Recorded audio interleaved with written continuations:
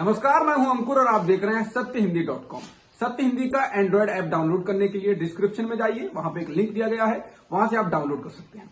अब एक नजर डाल लेते हैं अब तक की खबरों पर। अभिनेत्री कंगना रनौत और उनकी बहन रंगोली शुक्रवार को बांद्रा पुलिस स्टेशन के सामने पूछताछ के लिए पेश हुई हैं। कंगना और रंगोली के खिलाफ देशद्रोह और अन्य आरोपों के तहत मामला दर्ज किया गया है। पुलिस सूत्रों ने बताया है कि कंगना से बस 2 घंटे तक पूछताछ हो पाई है। ऐसे में पूछताछ पूरी नहीं हो पाई है। दरअसल कंगना के तकरीबन 100 से ज्यादा ट्वीट हैं, उन सभी के संदर्भ में पूछताछ करनी है, लेकिन अभी सिर्फ 4 से 5 ट्वीट के बारे में पूछताछ हो पाई। वहीं कंगना की बहन रंगोली से आज पूछताछ नहीं हो पाई है। 11 जनवरी को मामले में अगली सुनवाई है, तब पुलिस अदालत के सामने सब कुछ रखेगी।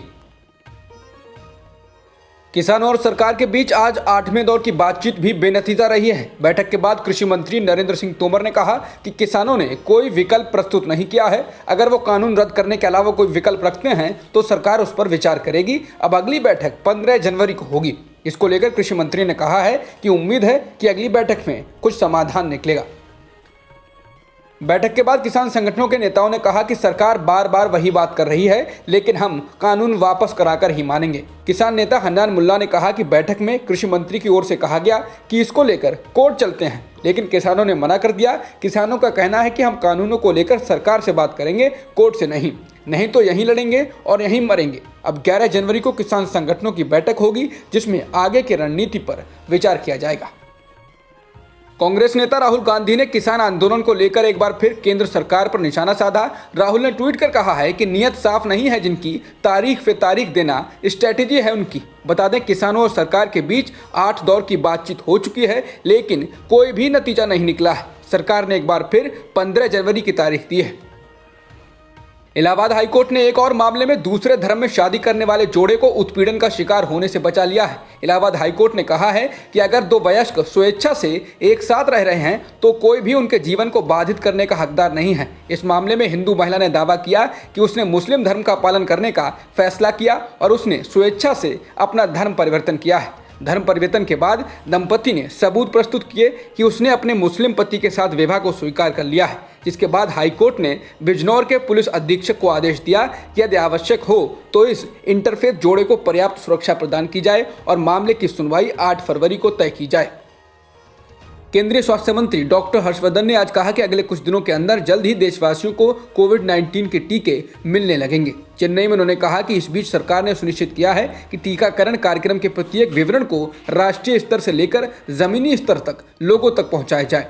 केंद्रीय स्वास्थ्य मंत्री ने फिर दोहराया कि पहले चरण में हेल्थ वर्कर्स और फ्रंटलाइन वर्कर्स को ही वैक्सीन दिए जाएंगे। भारत में पिछले एक दिन में 18,000 से अधिक कोरोना संक्रमण के मामले दर्ज किए गए हैं और 234 लोगों की जान गई है, जिसके साथ ही देश में कुल संक्रमितों का आंकड़ा 1,04,13,000 के पार हो गया है और मृतकों की संख्या 1,50,000 से अधिक हो गई है। फिलहाल एक्टिव मामले 2,25,000 से अधिक हैं। पाकिस्तान आजकल लगातार आतंकवादियों पर कार्रवाई करते हुए दिख रहा है। आज पाकिस्तान की एक अदालत ने लश्कर तैयबा के आतंकवादी और मुंबई हमलों के एक साजिशकर्ता ज़कीउर रहमान लखवी को 3 अलग अलग मामलों में 5-5 साल की सजा सुनाई है और तीनों मामलों में 1-1 लाख रुपए जुर्माने की सजा भी सुनाई है। हालांकि इसका मुंबई हमलों के केस से कोई लेना देना नहीं है। लखवी को पिछले शनिवार को गिरफ्तार किया गया था। वहीं कल एक अदालत ने मसूद अजहर के खिलाफ भी गिरफ्तारी का वारंट जारी किया है। कहा जा रहा है कि पाकिस्तान के यह कदम FATF द्वारा ब्लैकलिस्ट होने से बचने के लिए उठाए जा रहे हैं, जिससे वो कह सके कि वो आतंकवादियों पर शिकंजा कस रहा है। पाकिस्तान के प्रधानमंत्री इमरान खान ने शुक्रवार को एक बार फिर शिया हज़ारा समुदाय से कहा कि वो आतंकवादियों द्वारा मारे गए 11 कामगारों के शवों को दफना दें। इसके साथ ही इमरान खान ने कहा कि वो उनको ब्लैकमेल करना बंद करें। इमरान ने कहा कि हमने पीड़ितों के लिए मुआवजा देने का आश्वासन दे दिया है और उनकी सभी मांगें भी मान ली हैं, एक मांग को छोड़कर, जिसमें उनका कहना है कि वो सभी 11 शवों को तभी दफनाएंगे जब प्रधानमंत्री वहां जाएंगे।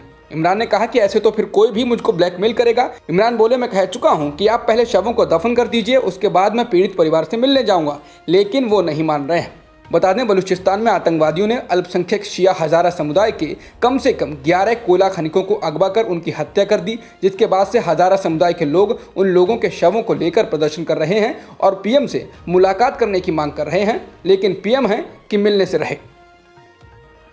यूएस कैपिटल हिल में हिंसा के 24 घंटे के बाद अमेरिकी राष्ट्रपति डोनाल्ड ट्रंप ने एक वीडियो ट्वीट करके अपने समर्थकों के हिंसा करने की निंदा की है और साथ ही कहा है वो व्यवस्थित सत्ता हस्तांतरण चाहते हैं। उन्होंने कहा, बाकी अमेरिकियों की तरह मैं भी यूएस कैपिटल हिल में हिंसा और अराजकता से गुस्से में हूं। मैंने तुरंत इमारत की सुरक्षा और घुसपैठियों को निकालने के लिए नेशनल गार्ड और लॉ एनफोर्समेंट फोर्स की तैनाती कर दी थी। हालांकि कई न्यूज एजेंसियों का मानना है कि सुरक्षा बलों की तैनाती उपराष्ट्रपति माइक पेंस ने करवाई, जबकि ट्रंप इसके विरोध में थे। राष्ट्रपति ट्रंप ने कहा, जो लोग हिंसा और तोड़फोड़ में शामिल थे वे हमारे देश का प्रतिनिधित्व नहीं करते हैं और जिन्होंने कानून तोड़ा है उनको इसकी कीमत चुकानी पड़ेगी। भारत और ऑस्ट्रेलिया के बीच जारी सिडनी टेस्ट मैच में दूसरे दिन का खेल खत्म होने तक भारत ने 2 विकेट के नुकसान पर 96 रन बना लिए हैं। दिन के खेल खत्म होने तक पुजारा 9 रन बनाकर क्रीज पर हैं तो रहाणे 5 रन बनाकर। इससे पहले रोहित 26 रनों पर तो शुभमन गिल 50 रनों पर आउट हो गए। वहीं ऑस्ट्रेलिया ने अपनी पहली पारी में 388 रनों का स्कोर बनाया है, जिसमें स्मिथ ने शानदार शतक जड़ा। अब तक की खबरों में इतना ही। बाकी खबरों के लिए बने रहिए सत्यहिंदी.com के साथ। सत्य हिंदी का ऐप डाउनलोड करें गूगल प्ले स्टोर पर।